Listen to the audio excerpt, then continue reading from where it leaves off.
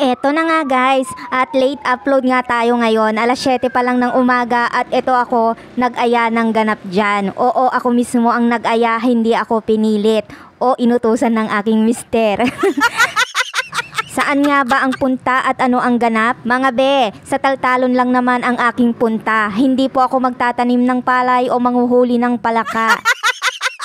For today's video, ang mission ko lang ay mamulot ng bisukol o kuhol sa Tagalog. Wow! Mga kwento ko lang, dati nung bata pa ako, sa tuwing walang ulam, ito talaga ang sagot, kuhol. Sadyang pinaglihi ata kaming mga Ilocano sa ganitong hanap buhay.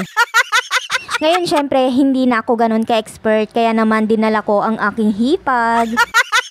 Kasi sabi ko nga, sila ang may alam kung saan banda ang spot na maraming kuhol. Yung tipong hindi pa napupuntahan ng ibang vlogger.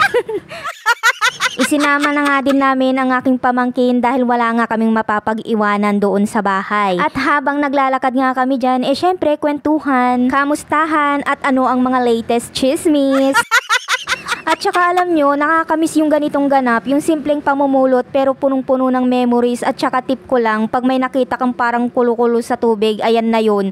Diyan nagtatago yung mga bisukol na akala mo simple lang pero kapag niluto, may ulam ka na. Wow! At ito yung mga moments na mapapatanong ka talaga, anong ginagawa ko sa buhay at napunta ako dito.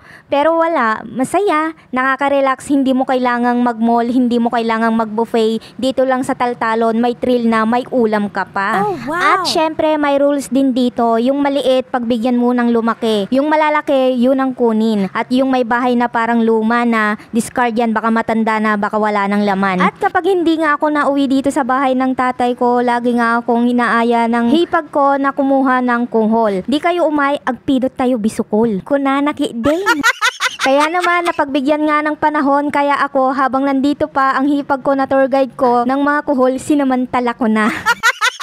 Pagkatapos nga naming mamulot ng kuhol ay ito na nga, pauwi na nga. At ang saya ko lang kasi iba talaga pag probinsya. Yung simpleng pagyuko, may bitbit ka ng pang-ulam. At ito nga nakaisang timba kami. At habang naglalakad nga kami pauwi, aba may nadaanan kaming aratiles. Ay hala, automatic namitas kami syempre. Parang bata lang ulit, di na nga ako nakatiis, kinain ko na agad kahit may alikabok pa. Char! Grabe, namiss ko tong prutas na to. Pati na rin yung pag-akyat ng puno na dati parang Spider-Man ako. At ayun na nga, natapos kami ng alas 8 ng umaga sa pamumulot. At kung akala nyo kung sumakit ba ang likod ko, ay hindi po. Kasi pag masaya ka, wala kang mararamdamang kirot hanggang kinabukasan. Char! Pagdating nga namin sa bahay, dumating na nga din pala si Utol galing ng bukid kasama si Papa. Kaya naman siya na nga ang humarap sa mga pinulot naming bisukol. Ayan na nga, kung makikita nyo, inaarasaw na nga niya or hinuhugasan. Excited nga din siya dahil matagal nga din silang hindi rin nakaulam ng ganito. Kaya naman pare-parehas kaming nagkikrave sa bisukol.